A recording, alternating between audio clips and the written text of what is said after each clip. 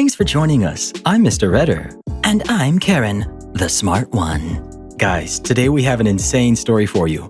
OP just bought a brand new Tesla and his entitled mother really wants to drive it. But because of her past driving record, he's totally not okay with that. So of course, she ends up having a full-on meltdown. This one's gonna be a lot of fun.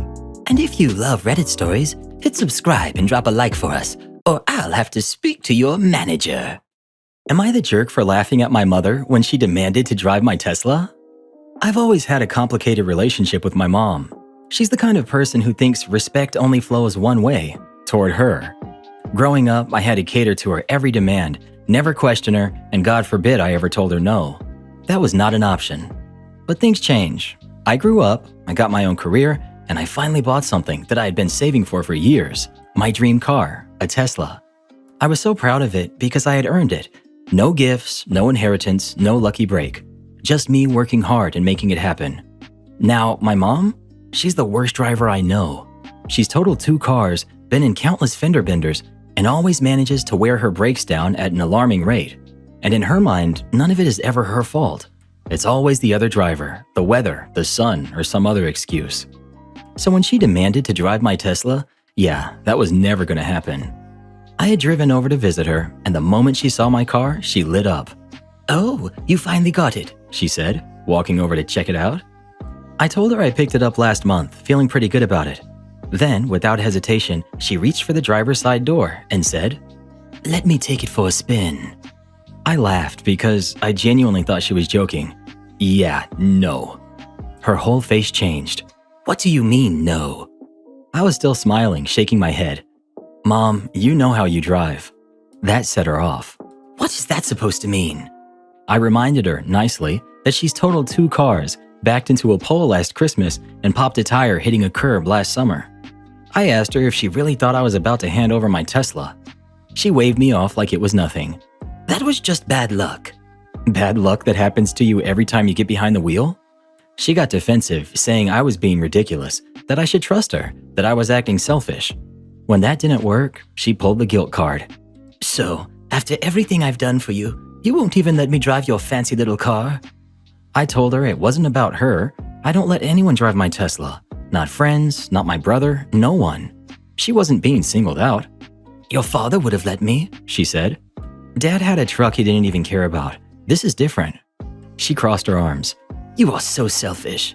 At that point, I was done arguing. Mom, I worked hard for this car, and I don't want anything happening to it. That's it. End of discussion. She pouted for the rest of my visit, barely talking to me. Then when I was leaving, she made one last attempt. "At least let me sit in the driver's seat." Fine. That seemed reasonable. I opened the door for her. She climbed in, gripping the wheel like she was about to take off. Then she put her foot on the brake and reached for the gear shift. Absolutely not. Get out. "I wasn't going to do anything." Yeah, sure. Get out. She huffed but got out, shaking her head and muttering about how I needed to learn how to share. I just got in, said I would see her later, and I drove off. That night, my brother texted me, "Dude, what did you do to Mom? She's ranting about you being selfish." I told him what happened. His response? A bunch of laughing emojis, and yeah, I wouldn't let her drive my car either.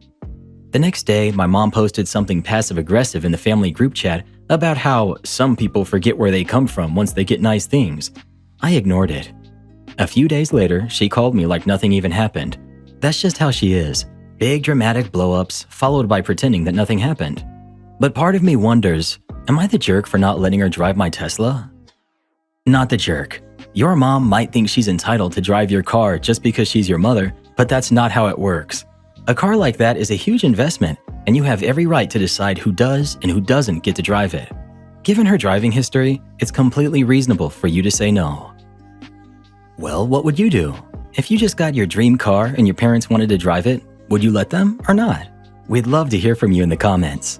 "The only place I let my mom drive my car is on Forza, and she's actually pretty good at it. But my dad, on the other hand, he could use some practice." My husband lied about having a dog allergy to get rid of my dog. Am I the jerk for considering divorce? When I met Travis, I was immediately drawn to him. He was charming, kind, and funny. We dated for 2 years before getting married, and I thought I knew everything about him. but it turns out there was one big thing he kept from me. Before I met Travis, it was just me and Milo, my golden retriever. I got Milo when I was 20 and living on my own for the first time. He was my companion through breakups, job changes, and every major life event. To say I love Milo is an understatement. He's family. When Travis and I got serious, I made it clear that Milo was non-negotiable. Travis told me he had a dog allergy, but assured me that he could manage with medication. At the time, I was devastated but willing to compromise. I even took extra precautions. Milo wasn't allowed in our bedroom, I vacuumed constantly, and I made sure to keep the house as clean as possible to minimize dander. Still, every time Travis was around Milo, he would start sneezing and rubbing his eyes. He never made a huge deal about it, but I could tell that it bothered him. Then, last month, things took a turn. Travis came home from work and sat me down with a serious look in his face. He told me that his allergy was getting worse and that his doctor suggested he should avoid dogs completely. He said he didn't want to put me in a tough position, but it was either him or Milo. I was heartbroken. I cried, begged him to reconsider, and I even suggested allergy shots. But Travis stood firm. He said he had tried everything and that he couldn't keep suffering like this. I was devastated, but after a lot of sleepless nights, I made the painful decision to rehome Milo. I didn't want to lose my husband, and as much as it crushed me, I started looking for a new home for Milo. I found a family through a friend of a friend who was willing to take him in. The day I dropped Milo off was one of the hardest days of my life. I cried the entire drive home. The house felt empty without him, and I fell into a deep sadness that I couldn't shake. I missed the sounds of his paws on the floor, his excited greeting when I walked through the door, and the way that he curled up next to me when I was having a bad day. But I told myself that I did what I had to do for my marriage. Then, last week, I found out the truth. I was at the grocery store when I ran into Travis' old friend, Mark. We started chatting, and he casually mentioned how surprised he was that I gave up Milo because, as he put it, Travis has never been allergic to dogs. At first, I thought I misheard him, but when I asked him to clarify, Mark laughed and said, "Yeah, he just doesn't like dogs. He used to complain about his ex's dog all the time, thought they were messy and annoying." I felt like the air had just been knocked out of me. I left the store in a daze, my heart pounding in my chest. When I got home, I confronted Travis immediately. At first, he denied it, but when I told him what Mark said, he finally admitted the truth. He confessed that he had never had an allergy, he just didn't want a dog in the house. He said he knew I wouldn't get rid of Milo unless it was a health issue, so he made up the allergy to manipulate me. I was furious. I couldn't even look at him. This wasn't just a little lie. He had forced me to give up a member of my family under false pretenses.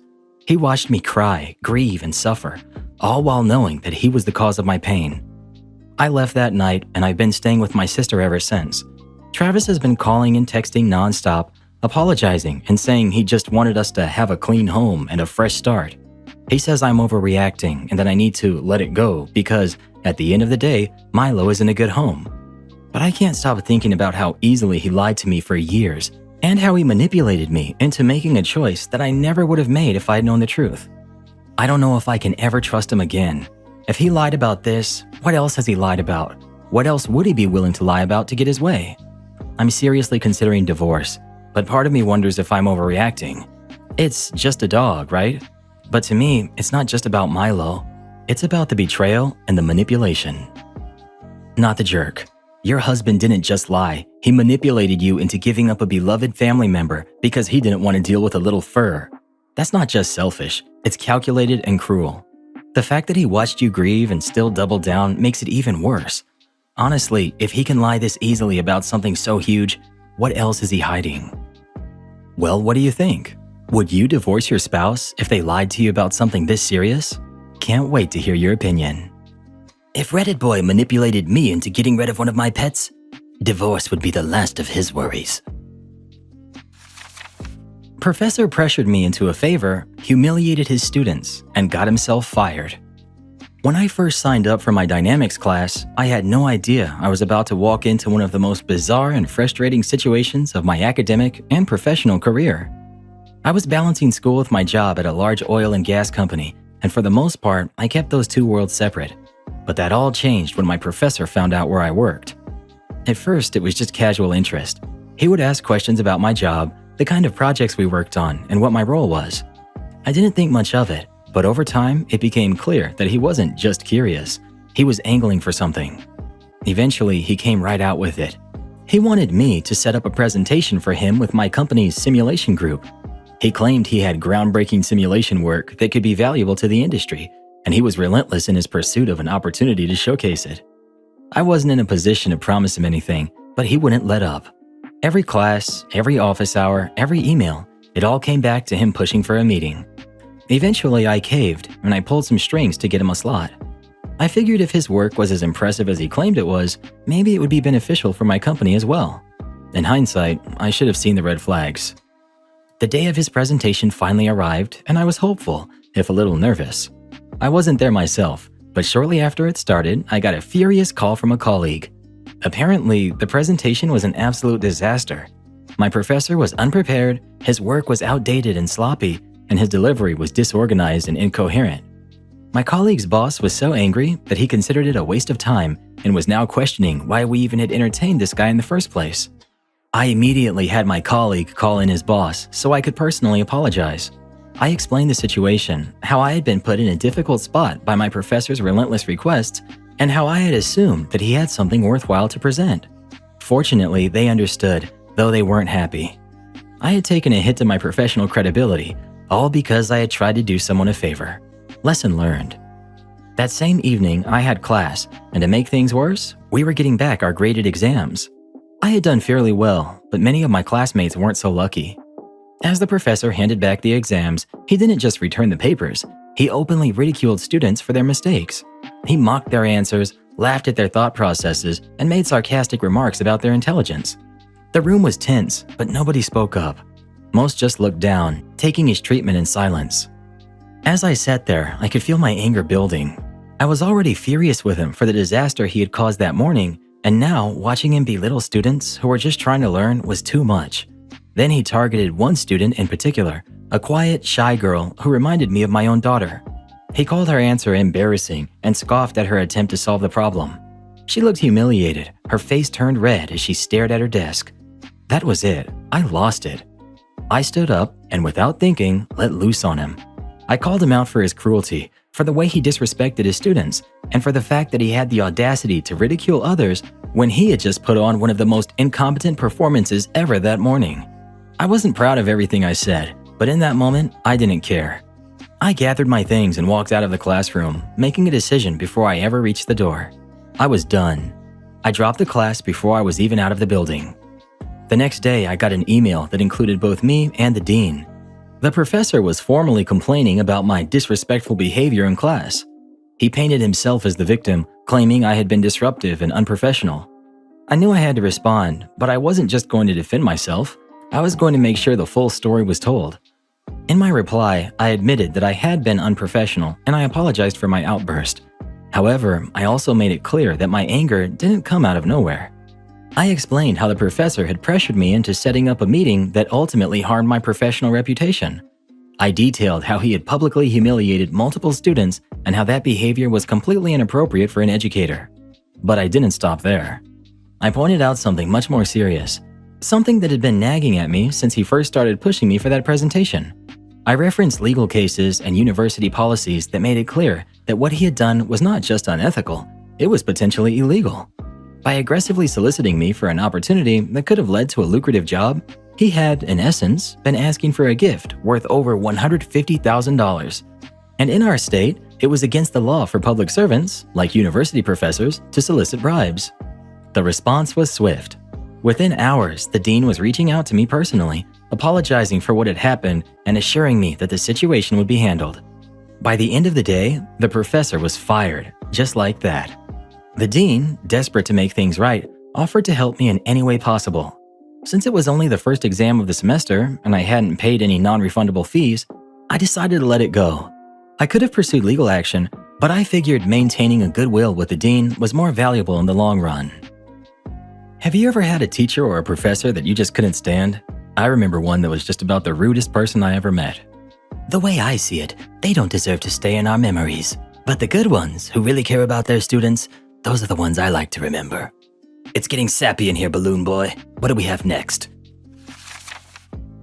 Am I the jerk for not letting my husband's friend move into our house after he was kicked out by his wife? My husband, Damon, has this longtime friend, Kyle. They've been close friends since college, and over the years, I've tolerated Kyle even though I've never really liked him. He's one of those guys who never really grew up, always making inappropriate jokes, drinking too much, and expecting other people to clean up after him. But since he was Damon's best friend, I did my best to be polite and keep my distance when necessary. Recently, Kyle's wife kicked him out. According to him, she overreacted to some things, but based on what I've heard from mutual friends, she had every right to do so. He's always been the kind of guy who flirts with other women, even when his wife was right there. He'd brush it off as being friendly, but everyone could see that it was more than that. There were also rumors that he wasn't exactly faithful, though I never got the full details on that part. So Kyle shows up at our house one evening with a duffel bag, looking like a sad puppy. He tells Damon that he just needs a place to stay for a few weeks until he figures things out. The second I heard that, my stomach dropped. I knew exactly how this would go. A few weeks will turn into a few months, and suddenly I'll have an overgrown frat boy crashing in my home indefinitely. Before Damon can even say anything, I step in and tell Kyle that we don't have the space. It's not exactly a lie. We have a guest room, but I use it as a home office, and we don't have a basement or anything like that. Kyle turns to Damon, expecting him to override me, but Damon hesitates. He looks at me, then back at Kyle, and finally says, "Man, I don't know if that's gonna work." Kyle looked upset. He launched into this whole thing about how we're supposed to be friends, how he'd do it for us, and how he has nowhere else to go. I suggest a short-term rental or even staying with another friend, but he insists that we're his last resort. Damon pulls me aside and asks why I won't budge. I tell him the truth. I don't trust Kyle to respect our home, and I refuse to deal with his messes, his bad attitude, and his inability to take responsibility for his own life. I remind Damon that Kyle's own wife wouldn't stand to live with him anymore, so why should I? Damon looks torn. He knows I have a point, but he also hates the idea of turning his best friend away. Eventually, he tells Kyle that it's just not an option, and Kyle doesn't take it well. He storms out, muttering something about how fake people are and how he sees who his real friends are. Now, Damon is upset. He says he feels like he betrayed his best friend, and part of him thinks we should have at least given Kyle a week or two to get back on his feet. I told him that once Kyle moved in, it would be nearly impossible to get him out. I also pointed out that if Kyle really valued their friendship, he wouldn't be trying to guilt-trip Damon for respecting his own household. Damon isn't exactly mad at me, but he's definitely disappointed, and I can tell that he feels guilty. I, however, don't feel bad at all. I don't exactly know how this would have played out, and I'm not about to let my home turn into Kyle's personal man cave. Am I the jerk for putting my foot down and refusing to let Kyle move in? Not the jerk. Kyle isn't some helpless victim. He's a grown man who made his bed, and now he gets to lie in it. His own wife has had enough of his nonsense, so why should you be stuck dealing with it? You saw the writing on the wall, and you were absolutely right to shut it down before it became a long-term nightmare. Guilt-tripping your husband just proves Kyle's entitlement, not that you were wrong. Stand your ground. Do you think OP took it too far? And would you be okay with your spouse's BFF moving in? Don't worry, my friend. You did nothing wrong. Husband's BFF Kyle moving in sounds like the start of a comedy movie from the early 2000s starring Will Ferrell. Oh, come on, Karen. What's wrong with Will Ferrell? Nothing, Reddit boy. I love me some Will Ferrell, but I definitely never want to live the plots of any of his movies, and I doubt any of our friends do either. Chef stole my burger and acted like it was no big deal. I had a pretty good system worked out. My friend worked at the Kava bar across the street from my restaurant, and since I got a discount on food at my job, we had a little arrangement. I'd grab him a steak burger at a lower price, and in return, he'd hook me up with drinks at his place. It was a nice little trade that saved us both a few bucks, and honestly, I looked forward to our exchanges. It was one of those small perks that made the grind of working in the restaurant industry a little more bearable. That night, everything started off as usual. I put in the order for his burger, and when I saw it come off the line in the to-go box, I set it aside, knowing that I'd grab it when I had a free moment. But this was a busy night, and I still had tables to take care of, so I went back to work, handling guests, running food, and making sure everything was running smoothly. Now, my restaurant is a 2-story setup, with kitchens both upstairs and downstairs. That means things can get hectic fast, and communication between the 2 floors isn't always the best. I was in my usual rhythm when I noticed the downstairs chef come up looking frazzled. That in itself wasn't unusual. The guy always looked a little stressed out during a rush, so I didn't think much of it and I kept going about my night. At some point, I swung back into the kitchen, planning to grab the burger and run it across the street to my buddy. Except it was gone. I looked around, checked the pass, checked the shelves, even checked the heat lamps in case someone had moved it, but nothing. My burger had vanished. I turned to the sous chef, confused. Hey, what happened to the burger I set aside? He gave me a look like he already knew this was going to be a problem. Jose took it. What do you mean he took it? There was a problem downstairs. They messed up an order and forgot to make a burger they needed. The kitchen downstairs had already closed, so Jose grabbed yours and sent it out to a customer. I stared at him, waiting for the part where this would make sense. Wait, so he just took it after I already paid for it? Yeah, I told him it was yours, and he just said the customer comes first. Now, I get that mistakes happen. I've worked in restaurants long enough to know that sometimes you need to think on your feet, and sometimes that means getting creative. But there are ways to handle a situation like that. You can ask, you can explain, you can even plead if necessary. But what you don't do is just take someone's food without a word and serve it to a guest like it was always meant for them. Apparently, the other managers had been aware of the missing burger situation, and when Jose magically found one, they thought the problem was solved. Except he didn't find one. He stole mine. And worse, he didn't even tell me. He didn't explain, didn't ask if I'd be willing to give it up for the sake of service. He just swiped it and hoped nobody would notice. It got worse the more I thought about it. The ticket was gone, so unless he had miraculously memorized the customer's order, he had no way of knowing if the temperature matched what they had requested. He just panicked, grabbed my burger, and served it up, crossing his fingers that it would be close enough. That's not just unprofessional, that's wildly irresponsible. I've dealt with all kinds of nonsense in this industry. I've been yelled at by chefs, disrespected by managers, had customers go off on me. But never, not even once, have I had my own food that I paid for just taken and given to someone else without so much as an acknowledgement. So yeah, my buddy didn't get a burger that night, and I ended up having to pay full price for my drinks. And all because some chef decided that he was above basic respect and common courtesy. Unbelievable. Man, all that talk about burgers, I'm getting hungry. And speaking of burgers, I'm thinking now would be a perfect time for our friends to barbecue that like button. That was one of the smoothest asks for likes that I've ever heard. Thanks, Reddit boy. Should I tell them to subscribe to— No. You gotta take your time with these things. Okay, fine. Just don't make me speak to anyone's manager, 'cause I'll do it. Today I messed up by buying what I thought was coffee creamer. For context, I'm an absolute sucker for anything with a seasonal flavor. If a flavor is only available for a limited time, you can bet I'll go out of my way to try it. Fall, in particular, is my weakness. There's something about apples, cinnamon, nutmeg, and all those warm spices that just makes me feel like I'm wrapped up in a cozy blanket. One of my fall traditions is making apple cakes for my family using boiled cider. The problem? Boiled cider isn't available pre-made in my country. So every year, I take fresh, unfiltered apple juice and reduce it for about 3 hours with a mix of spices until it reaches a honey-like consistency. It's a labor of love, but totally worth it. Once I have a batch, I start experimenting, adding it to coffee, cocktails, even drizzling it over pancakes. That's how I discovered my absolute favorite drink, apple coffee. Oh, that sounds good.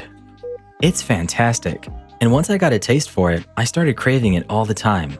Unfortunately, I don't always have the patience to stand over a stove for a few hours just to make my own apple syrup. So I searched for a shortcut.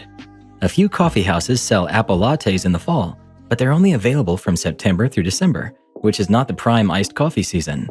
A true tragedy in my book. Determined to get my fix, I went down the rabbit hole of pre-made syrups. It didn't go well. Every syrup I tried was either unbearably sweet, tasted painfully artificial, or was weirdly tart in a way that made my coffee almost undrinkable. I was just about ready to give up when I stumbled upon something magical. My favorite fake milk brand made an apple creamer. And not just any apple creamer, it was actually good. Like really good. This discovery changed my life. It was the perfect balance of apple and spice, creamy without being too heavy, and it blended seamlessly into my coffee. The only problem? It was hard to find and disappeared from shelves by mid-November. Since the bottles were small, I learned to stock up whenever I saw them, hoarding enough to last me until February. Which brings us to the present day. It's mid-February, and I've just finished my last bottle of creamer. Tragic, but not unexpected. Still, I wasn't quite ready to say goodbye to my beloved apple coffee just yet. That's when I had a brilliant idea. Grocery outlet. If you're not familiar, Grocery Outlet is a chain that sells overstocked or out-of-season products. Basically, it's a goldmine for people like me who desperately want to hang on to seasonal flavors a little longer. So I make the trip, hoping for the best but preparing for disappointment. I scan the shelves, weaving through the aisles like a detective on a mission, and then I see it. My apple creamer. Not just in stock, but in a huge bottle. I've never seen this size before, but maybe it's like a Costco version. Either way, I'm thrilled. I grabbed 3 bottles without hesitation. They don't expire until June, which means I'm set for months. Feeling victorious, I head home and immediately make myself an iced coffee. The first sip is perfection, maybe even better than usual. I'm so happy I don't even question it. For the next few days, I keep up my usual routine. Wake up, make my coffee, sip it while going about my morning activities. Sometimes it's so good that I treat myself to a second cup. Then one morning, I skip breakfast and sit down to paint. About an hour in, I notice my hands are shaking. Not a little tremor, full on, uncontrollable shaking. Weird, but I brush it off. Maybe it's just one of my health issues coming up. I take a break, drink some water, and go back to my painting. The next day, it happens again, and again the day after that. My heart is racing, my hands are jittery, and I feel like I've had way too much caffeine. But that doesn't make sense. I drink the same amount every day, right? It's only when I go to throw out my first empty bottle that I notice something odd. As I peel off the label to recycle it, I glance at the packaging one last time, and that's when I see it. It's not creamer. It's pre-made latte. I freeze. My brain tries to process what this means. I haven't been adding a splash of creamer to my coffee. I've been adding coffee to my coffee. Normally, I brew a small cup in my Keurig, then I mix in the creamer, ice, and a little water to balance out the sweetness. But for the past few days, I had been skipping the water and just adding this pre-made latte straight in. And because it wasn't overly sweet, I never questioned it. I had been at least doubling my caffeine intake without even realizing it. Everything suddenly makes sense. The jitters, the racing heart, the weird sense that my coffee had been tasting better. Of course it did. It was extra caffeinated. I took a deep breath and sat down, feeling both relieved and incredibly stupid at the same time. On one hand, I've solved the mystery of my shaky hands. On the other, I've somehow managed to do this to myself for nearly a week. I immediately text my best friend, hoping for some sympathy. Instead, they respond with, "LMAO, how did you not notice?" Which is fair. Lesson learned. Always read the label. And maybe don't blindly trust grocery outlet-sized bottles of your favorite seasonal creamer. That said, my accidental supercharged apple coffee was delicious, so of course, I kept drinking it. I just made sure to only have 1 cup a day from then on. I know I can't be the only one who thinks that apple coffee sounds like the most delicious thing I've ever heard of. I'm right there with you, Reddit boy. If y'all agree, can you drop an apple emoji in the comments? Maybe an apple emoji next to a coffee. Careful, Karen. We don't want our crystal ball emoji to feel like we're cheating on it now, do we? No, crystal ball emoji will always have a special place in our hearts as well. If anybody hasn't heard the story about Gina and the crystal ball, we'll link you to it at the end of this video with the end screen. You'll absolutely love it. My favorite story of all time. Am I the jerk for refusing to let my mother-in-law hold my baby after she told my husband to get a paternity test? Plus update. I'm 28 female. I gave birth to my first child, a beautiful daughter, 3 weeks ago. My husband, who's 30, and I have been over the moon, but his mother has been nothing but a source of drama. She never liked me. From the beginning, she made snide remarks about how I trapped her son, even though we've been happily married for 4 years. During my pregnancy, she constantly made inappropriate jokes about the baby not being his. I tried to brush it off as her usual passive-aggressive behavior until she crossed a serious line. Just 2 days after I gave birth, my husband received a text from her saying, "You should get a DNA test. You never know these days." When I saw it, I was devastated. My husband was furious and immediately shut her down, telling her that he had no doubts about me and that her comment was completely out of line. She backtracked, claiming she was just looking out for him. Now she wants to come over to meet the baby, but I told my husband that she will not be holding our daughter. If she wants to question whether my child is even her grandchild, then she doesn't get the privilege of bonding with her. My husband understands why I'm upset, but he thinks we should let her visit just once, so she doesn't spin the situation to the rest of the family. Of course, she's now playing the victim, crying to everyone about how I'm keeping her granddaughter from her and accusing me of punishing her over a harmless question. Some family members think that I'm overreacting and should be the bigger person. But why should I let someone who disrespected me and my daughter hold her like nothing happened?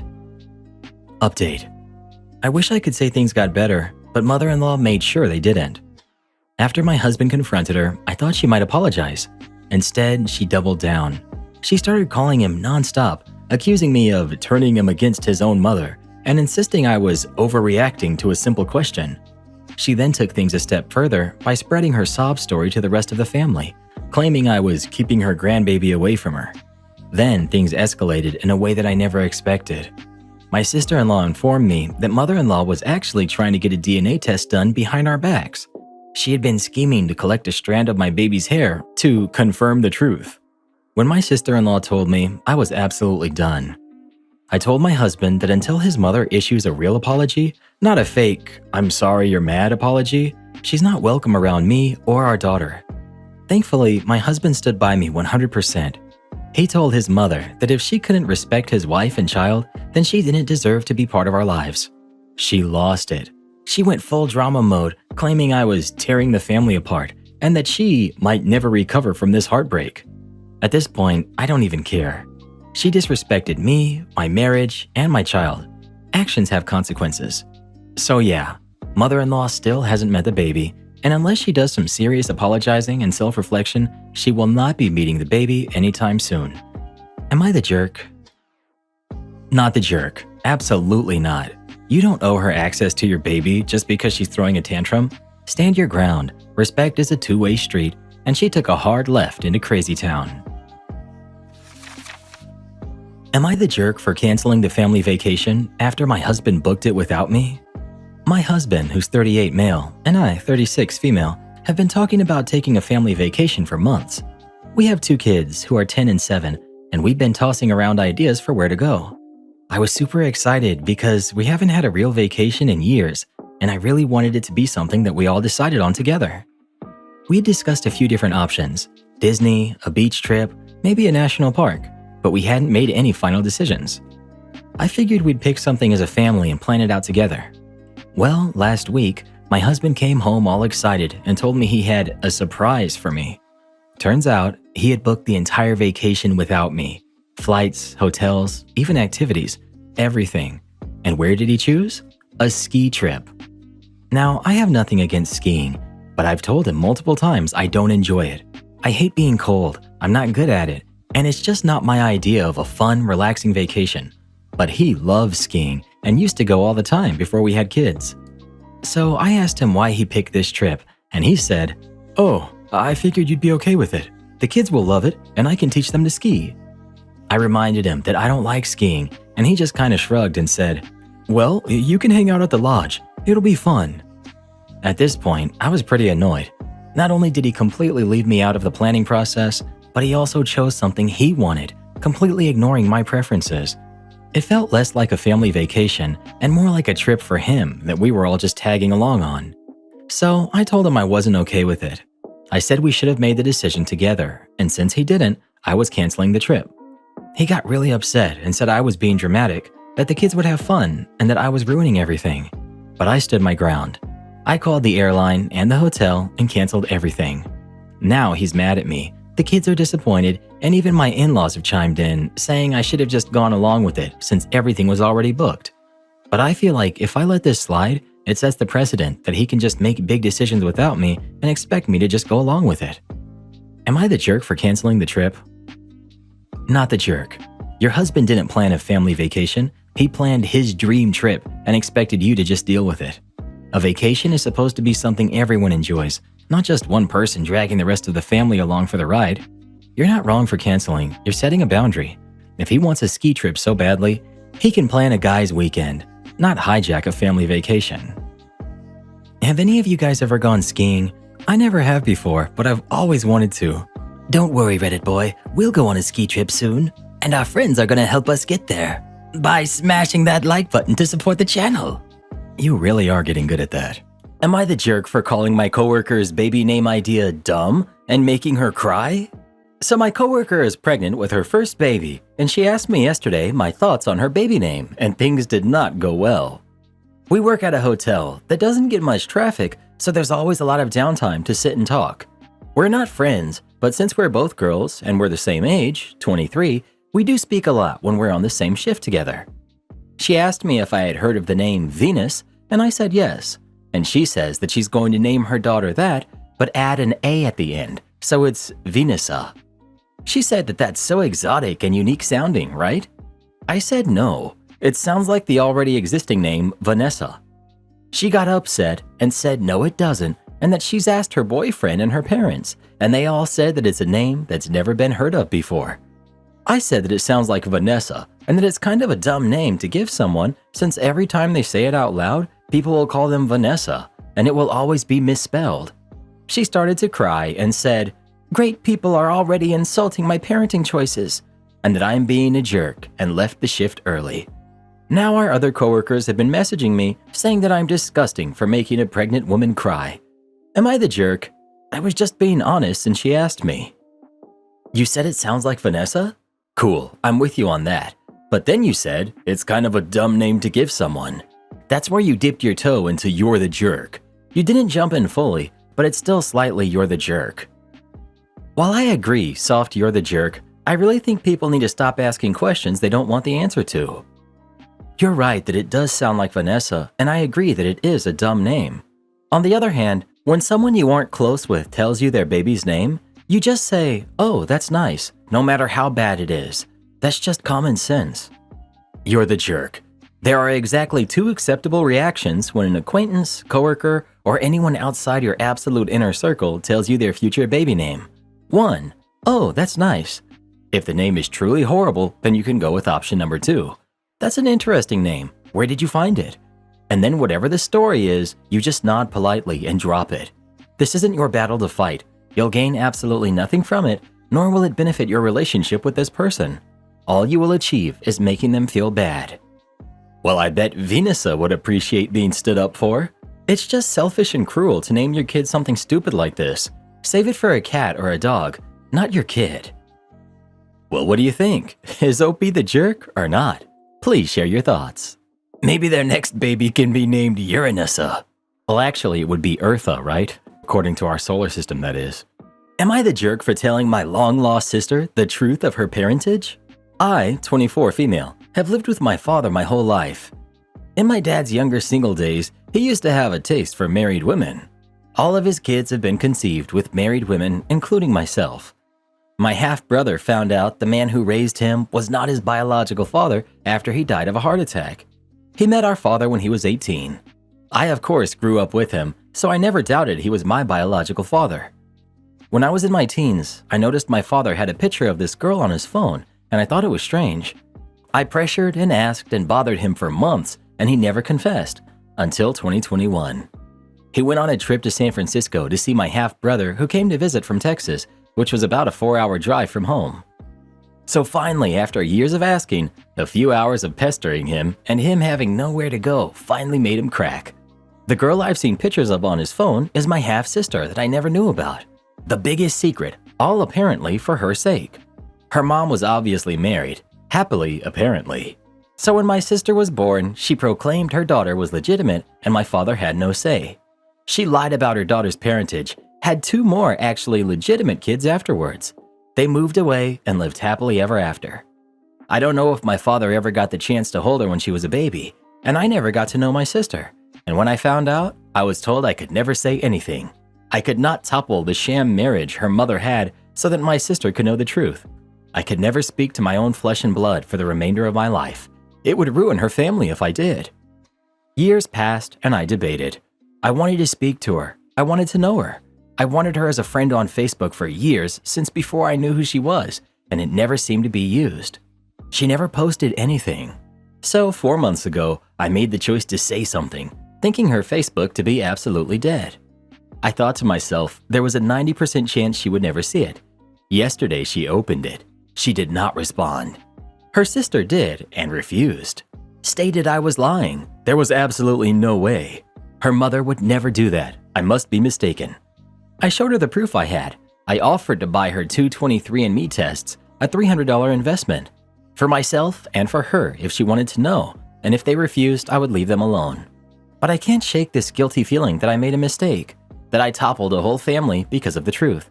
So, am I the jerk for opening my mouth?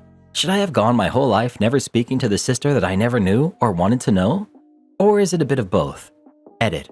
Just to clarify some things people are pointing out as inconsistencies. 1. Her name and birth date are in my father's main use email address. That's how I found out her name.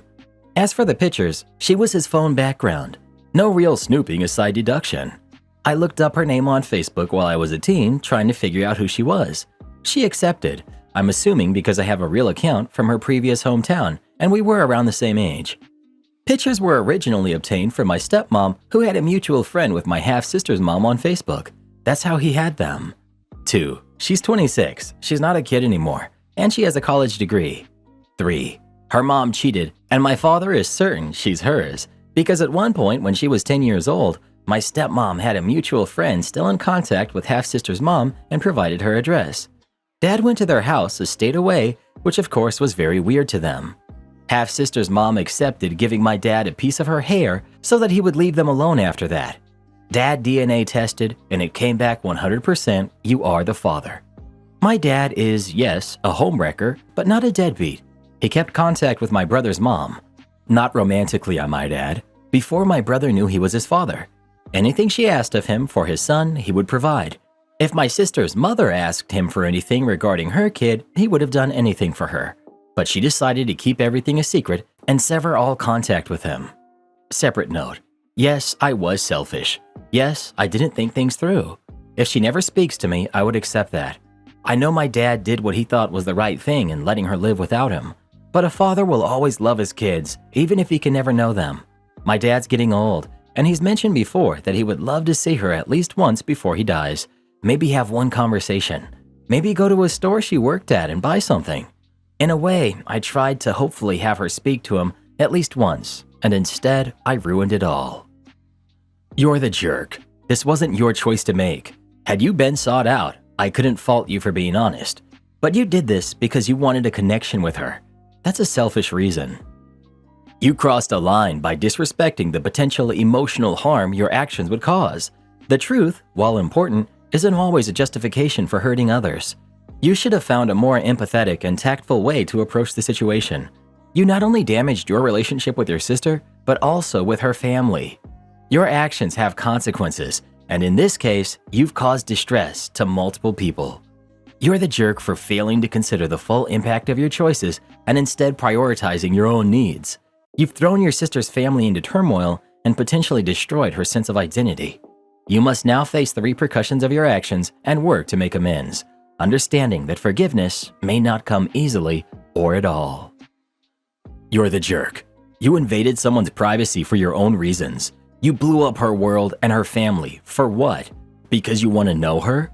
Maybe it will be okay, but you did not give her or her family a choice in this, or worse, you ignored their choice and steamrolled your own. You're the jerk. You make your father sound like some hard-done-by saint. Poor guy, never even got to hold his kid. Unfortunately, you sound just as selfish and self-centered as him. You blow up someone's world for your own selfish purposes. You might get the chance to meet another sibling yet. With a man like your father, they could start coming out of the woodwork. Am I the jerk for refusing to take care of my kids? I, 26 female, gave birth to my second kid 2 days ago. It was a beautiful home birth, so I was never discharged from the hospital. With my first and this pregnancy, I made it clear to my husband I wanted to follow the 5-5-5 rule. 5 days in bed, 5 days on the bed, 5 days near the bed. He seemed to drag his feet, but because he wanted kids more than I did, he agreed. I still love my kids dearly. I just didn't want to go through a pregnancy. First 5 days in bed. Nothing but holding my daughter, feeding her, and resting. Next 5 days on bed. Sitting up, still feeding her and holding her, doing homework with my son, crossword puzzles, etc.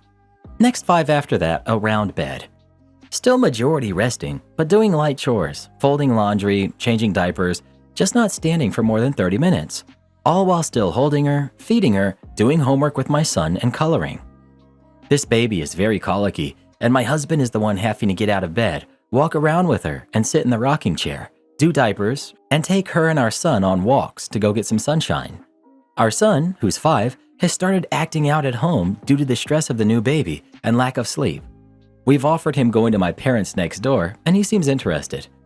We've prepared a month's worth of freezer meals, so for dinner, all he has to do is throw the disposable tin in the oven and walk away for a few hours. We have more than enough disposable dishware. We have a dog he needs to feed and take out on walks with the kids. Today, he came to me crying, saying it was all too much and he couldn't do this by himself. I reminded him that he agreed to it, and I have to go back to work shortly after the 555 is up, so I need to be as rested and healed as possible so I can better perform tasks at work, then come home and perform tasks as well. He begged me to help out with our son, who will not sit still, and help with light cleaning, wiping countertops, gathering clutter, etc. I again said no. I am entitled to rest, and I will help around the house in 8 days. Not the jerk. I assume all the stuff that he's crying about is the stuff that you're going to be expected to do on an ongoing basis after you return to work. OP. Yes. I, for the most part, do the cooking, cleaning, 90% of the childcare. He mostly just feeds the dog and occasionally walks him. Does he do anything in regards to parenting under normal circumstances? Why have another kid with a man who's proven he can't handle more than 10% of adult responsibilities? OP. He sometimes helps with homework and discipline, but it's more often than not him, and it falls on me. I had another kid with him because I do want our son to have a sibling, and my husband convinced me things would be different. You're the jerk to yourself for having kids with this man. Being almost completely in bed for 5 days after giving birth is the bare minimum. You're not the jerk for wanting this 555 rule.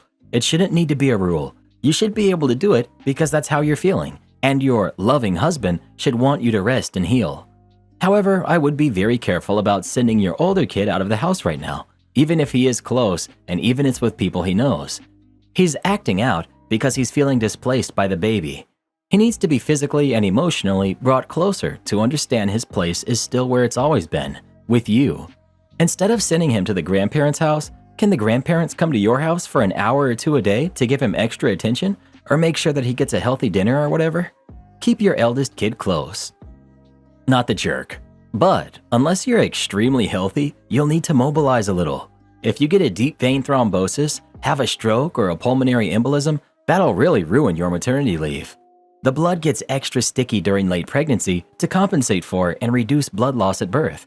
If you're genuinely barely moving for 15 days and have any of the above conditions, your risk of having a stroke is very high.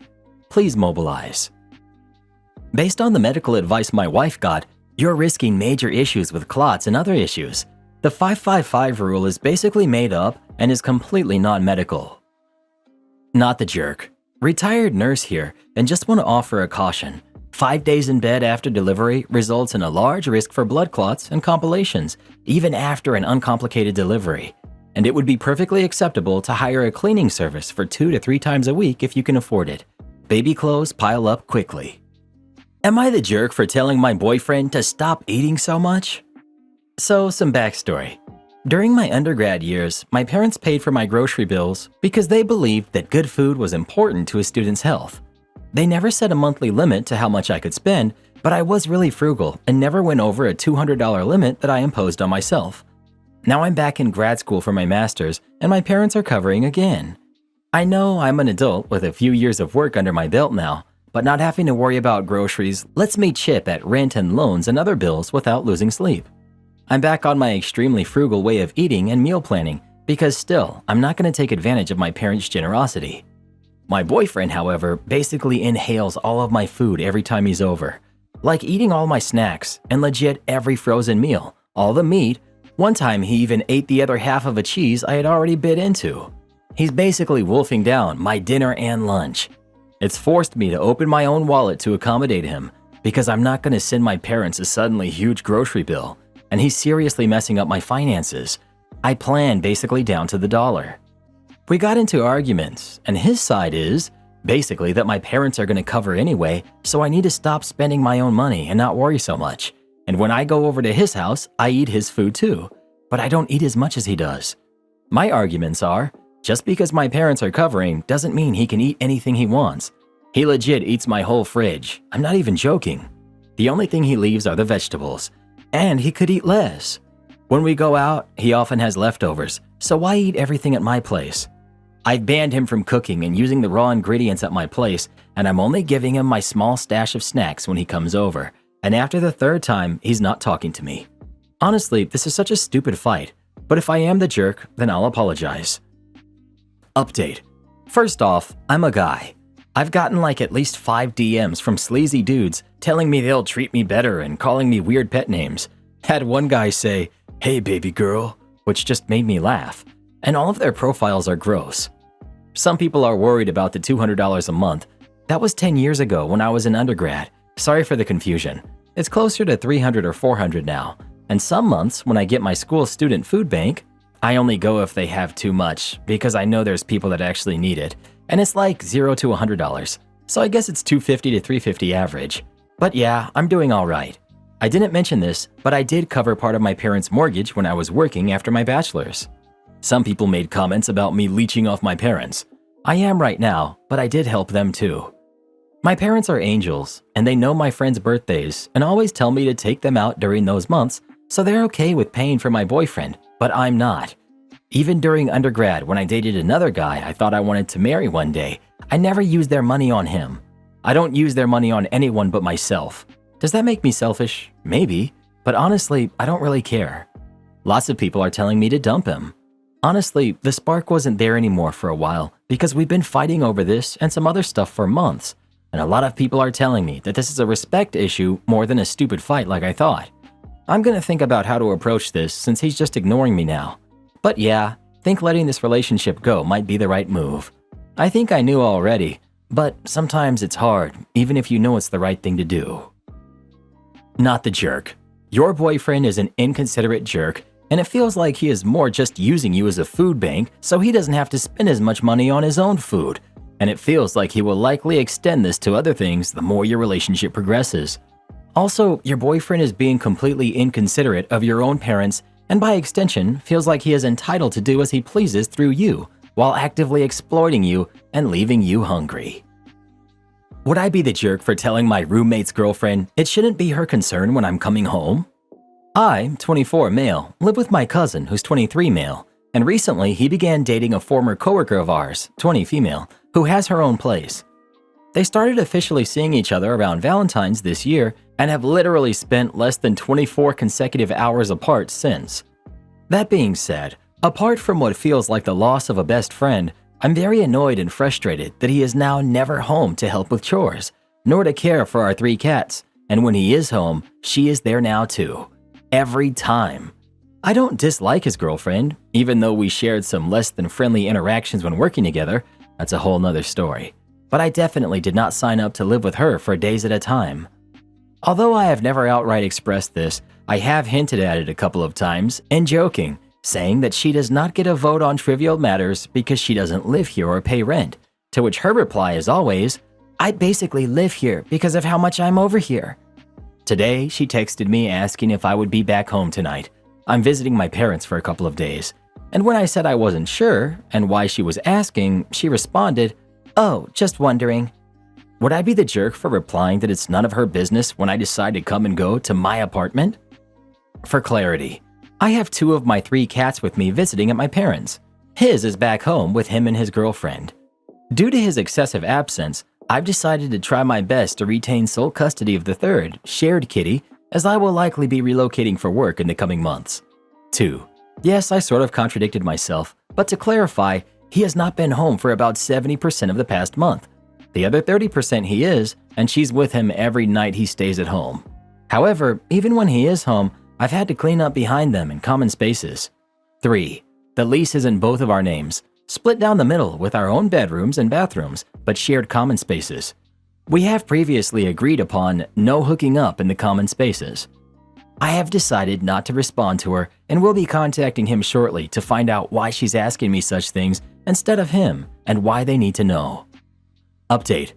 I asked my cousin why his girlfriend was texting me, wondering about when I would be coming home. He told me it was so that he could make sure his cat wouldn't be by himself last night. When I asked why he didn't just ask me himself, his response was that he was about to ask me, but then he got ready for class and forgot to, so she just went ahead and did it.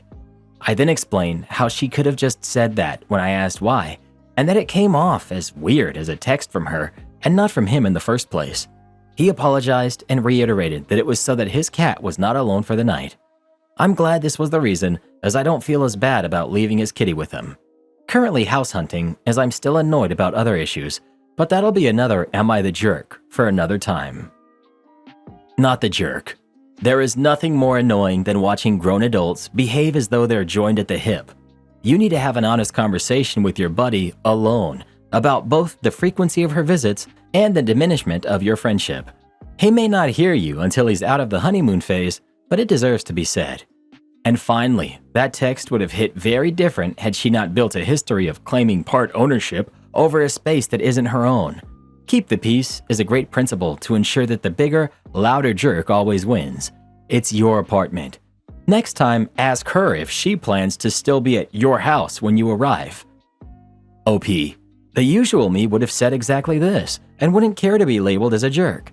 The only reason I'm second guessing is out of respect for my cousin, but this is not the first time I've compromised my usual tendencies and efforts to do so. Congrats, you did it. You are part of the very select few who actually stick around until the end of the video, and we can't tell you how much we appreciate that. So thank you from the bottom of our hearts. Can I ask them to subscribe now? Yes, Karen. Yeah, I think now is an okay time for that. If you love wild Reddit stories as much as I love complaining to managers, then subscribe and ring the bell. And we can't wait to see you again with more crazy Reddit stories. And if you're in the mood for another one, this was one of the craziest stories of all time. OP's friend has an aunt named Gina, and Gina is a fortune teller, and she wants to tell OP's fortune. Well, OP decides to go along with it and really gives old poor Gina a run for her money. Definitely one of the best stories we've ever done. It just popped up on the screen. Come check it out and we'll see you when you get there. Thanks again for sticking around. Have a wonderful day.